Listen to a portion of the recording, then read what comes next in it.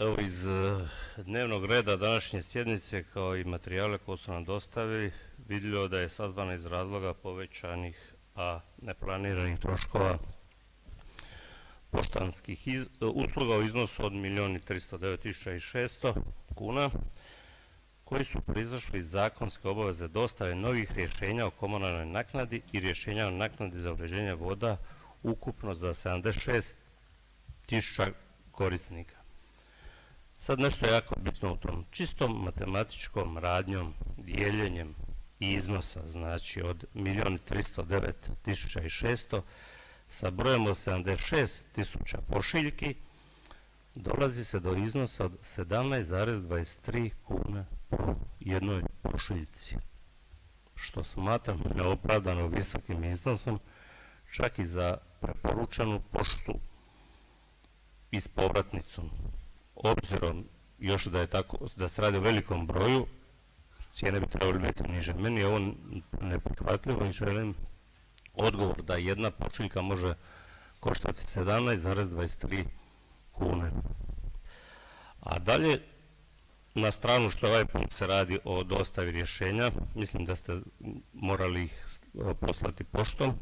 Postavlja se pitanje generalno kod slanja računa, zašto grad ne preuzme praksu koju je već uveo Čistoća i Vodovod i šalju poduzetnicima i građanima račune elektronskim putem ili obliku e-računa. Na taj način bi zasigurno uštedili veliki iznos novca iz gradskog proračuna koji otpada na slanje poštanskim putem, a skratio bi se period same dostave računa, ali često znaju biti dostavljeni izvan roka. Primjer, evo moj zadnji račun je kasnije 3 dana i da sam ga i htio platiti na vrijeme, već u startu automatski imam zakašnjenje i dužan sam platiti zatezne kamate. To nije samo meni, nego većini. Znači automatski plaćamo kamate.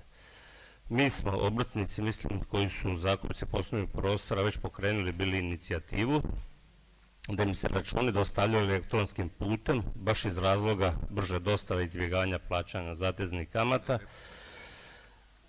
za koje zapravo nismo odgovorni zašto bi plaćali ako nam na vrijeme ne dolaze računi, ali nama je tu iz upravnog odjela za financije odgovoreno kako u suradnji s tvrtkom Čistoća je utvrđeno kako nema većeg interesa među pravnim osobama za takvom vrstom dostave računa, te kako je dostava e-računa potrebno da i primatelj ima informacijskog posrednika s obzirom na zakonske obaveze od 1. srpnja.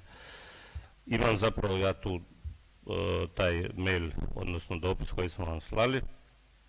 Molim da se grad potrudi da prilikom dostave e-računa poduzetnicima i građanima proces istog pojednostavi i omogući dostavu svima, kao što su već napravili ove dvije spomenute vaše tvrtke, a ne uvjetuju ih nikakvim dodatnim uvjetima, jer dostavlja, na primjer, preko FINA ili nešto. I molim da se vodi u načelu nekim efikasnim, učinkovitim, kako bi gradska uprava bila što bolja i servis svojim građanima, ali mislim da samim sazivanjem ove sjednice i načinom kako se odvija da to ne pokazuje.